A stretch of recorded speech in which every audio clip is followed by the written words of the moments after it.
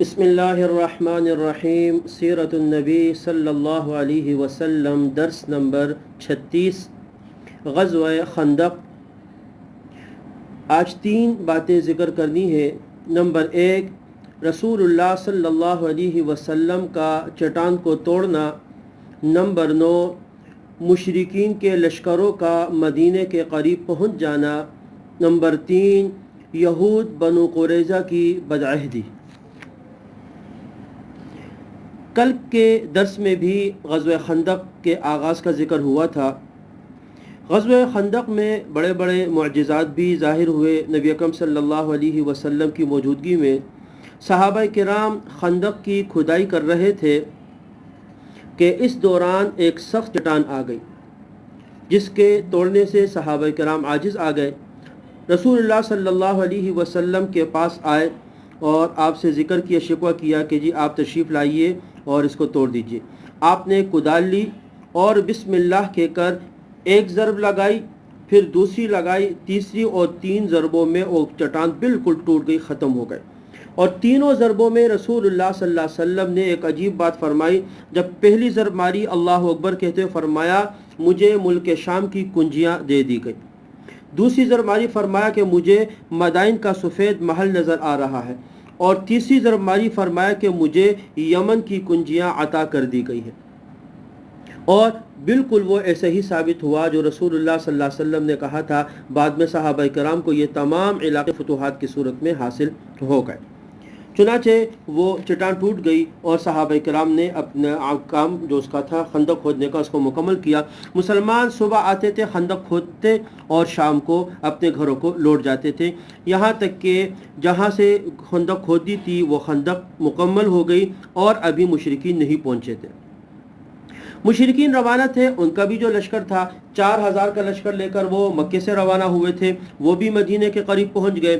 دوسری طرف غطفان اور نجد کے جو لوگ تھے وہ بھی 6000 کا لشکر لے کر وہ بھی مدینے کے قریب پہنچ گئے۔ یہ 10,000 کا لشکر تھا اور یہ مدینے کے قریب پہنچ گیا۔ مسلمانوں نے جب اس لشکر کو دیکھا، قرآن پاک ایک عجیب نقشہ ذکر کرتا ہے سورہ احزاب میں، وَلَمَّا رَأَى الْمُؤْمِنُونَ الْأَحْزَابَ قَالُوا هَذَا مَا وَعَدَنَا اللَّهُ وَرَسُولُهُ وَصَدَقَ اللَّهُ وَرَسُولُهُ وَمَا زَادَهُمْ إِلَّا إِيمَانًا وَتَسْلِيمًا۔ جب اہل ایمان نے ان لشکروں کو دیکھا تو کہا یہ تو وہی چیز ہے جس کا اللہ اور اس کے رسول نے ہم سے وعدہ کیا، اور اللہ اور اس کے رسول نے سچ ہی کہا ہے، اور اس حالت نے ان کے ایمان اور جذبہ اطاعت کو اور بڑھا دیا۔ منافقین نے جب دیکھا تو نفاق تو ویسے ہی موجود تھا، وَإِذْ يَقُولُ الْمُنَافِقُونَ وَالَّذِينَ فِي قُلُوبِهِم مَّرَضٌ مَّا وَعَدَنَا اللَّهُ وَرَسُولُهُ إِلَّا غُرُورًا۔ کہنے لگے وہ لوگ جن کے دلوں میں بیماری نفاق تھا کہ اللہ اور اس کے رسول نے ہم سے جو وعدہ کیا تھا وہ محض فریب تھا۔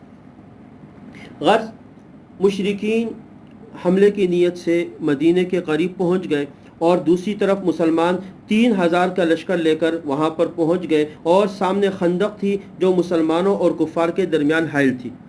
کفار نے جب آتے ہی دیکھا کہ ایک چوڑی سی خندق ان کے اور مدینے کے درمیان حائل ہے تو ان کو رکنا پڑا کہ مدینے میں داخل کیسے ہوں گے۔ حالانکہ جب وہ گھروں سے نکلے تھے تو اس کے لیے وہ تیاری نہیں تھے کہ یہ ہوگا، کیونکہ یہ دفاع کا منصوبہ ایک ایسی چال تھی جس سے عرب واقف ہی نہیں تھے، تو انہوں نے اس معاملے کو اپنے حساب میں شامل نہیں کیا ہوا تھا، لہٰذا ان کو وہاں پڑاؤ ڈالنا پڑا، وہاں رکنا پڑا اس کی وجہ سے، اور خندق کے اس پار وہ لوگ رک گئے۔ مشرکین وہاں پڑاؤ ڈال کے رکے رہے اور وہاں سے بڑی کوششیں کرتے رہے کہ کسی طریقے سے خندق کو ہم پار کر لیں، اور جب بھی وہ کوشش کرتے تھے مسلمان دوسری طرف سے تیر اندازی کرتے اور ان کو چھلنی کر دیتے تھے، اور کسی طریقے سے ان کو خندق پار کرنے نہیں دیا، ہر مرتبہ ان کی کوشش ناکام ہو جاتی۔ اور چونکہ ایک مسلسل وقت تھا تو اس درمیان میں مسلمانوں کی بہت ساری نمازیں بھی قضا ہوئی، تقریباً 3 نمازیں ان کی اس میں قضا ہو گئی۔ بخاری شریف میں ہے، حضرت علی رضی اللہ تعالی عنہ سے روایت ہے کہ رسول اللہ صلی اللہ علیہ وسلم نے خندق کے روز فرمایا کہ اللہ ان مشرکوں کو ان کے گھروں اور قبروں کو آگ سے بھر دے، جس طرح انہوں نے ہم کو نماز کی ادائیگی سے مشغول رکھا یہاں تک کہ سورج غروب ہو گیا اور ہماری نمازیں قضا ہو گئی۔ ایک روایت میں یہ بھی ہے کہ ظہر، عصر اور مغرب کی نمازیں جو ہے وہ رسول اللہ صلی اللہ علیہ وسلم کی قضا ہو گئی تھی۔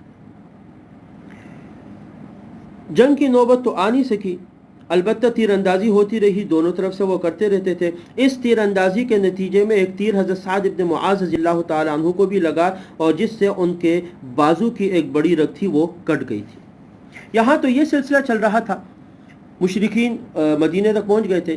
پیچھے بنو قریظہ ایک یہود کا قبیلہ تھا، اور رسول اللہ صلی اللہ علیہ وسلم کا ان سے معاہدہ تھا کہ جو بھی حملہ کرے گا تو اس میں ہم ایک ساتھ ہوں گے، دشمن کا مقابلہ کریں گے اور مخالفت نہیں کریں گے۔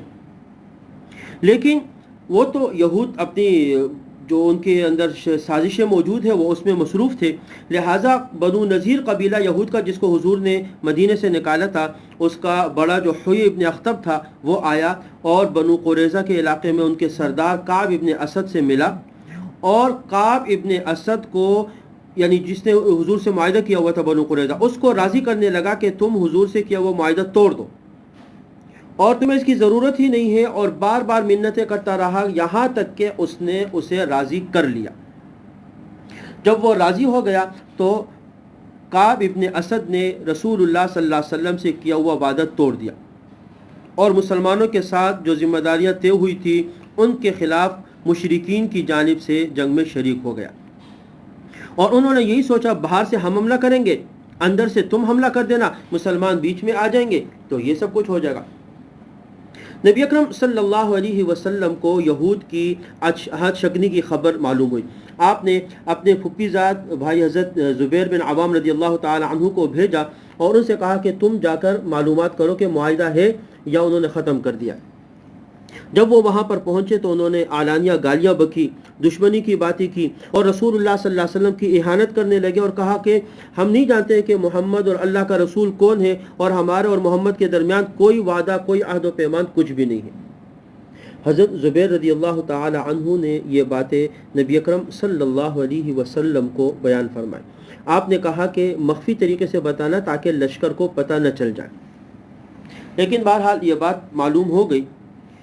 اور اصل مسئلہ یہ تھا کہ اس وقت مسلمان نہایت نازک صورتحال میں تھے، کیونکہ پیچھے بنو قریظہ جنہوں نے وعدہ توڑ لیا، اور مسلمانوں کی عورتیں اور بچے وہ سب مدینے میں تھے، اور وہاں کوئی ایسا حفاظتی انتظام نہیں تھا کیونکہ ان سے تو وعدہ تھا، انہوں نے عہد توڑ دیا، اور مسلمان تو وہاں دشمن کے مقابلے پر تھے، تو ایک بہت ہی سخت وقت تھا، ایک بہت ہی مشکل وقت تھا۔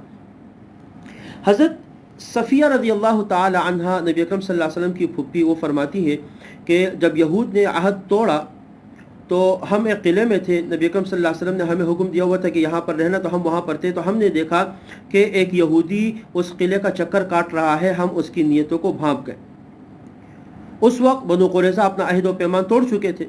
حضرت صفیہ فرماتی ہے کہ میں نے اپنی کمر کو کپڑے سے باندھا اور ستون کی ایک لکڑی لی اور قلعے سے باہر آ کر اس یہودی کے سر پہ مارا اور اس کا معاملہ ختم کر دیا۔ اور جب اس کا خاتمہ تھا کہ اس کی وجہ سے یہ جو حضرت صفیہ رضی اللہ تعالی عنہا کا جو کارنامہ تھا، یہود پر ایسا اثر ہوا کہ وہ سمجھنے لگے کہ ان قلعوں کے اندر بھی صحابہ موجود ہیں، مسلمان موجود ہیں، اور ان کا ایک حفاظتی لشکر یہاں بھی ہے، لہٰذا اس کے بعد کسی کو جرات ہی نہ ہوئی اس طرف آنے کی۔ اور نبی اکرم صلی اللہ علیہ وسلم وہاں دشمن کے مقابلے میں تھے، اور یہاں پر جو خواتین اور وہ تھی وہ اس قلعے کے اندر موجود تھی۔ اس کے بعد آگے جو غزوہ خندق کا واقعہ ہے انشاءاللہ تعالی کل کے درس میں اس کو ذکر کیا جائے گا۔ وآخر دعوانا ان الحمد للہ رب العالمین۔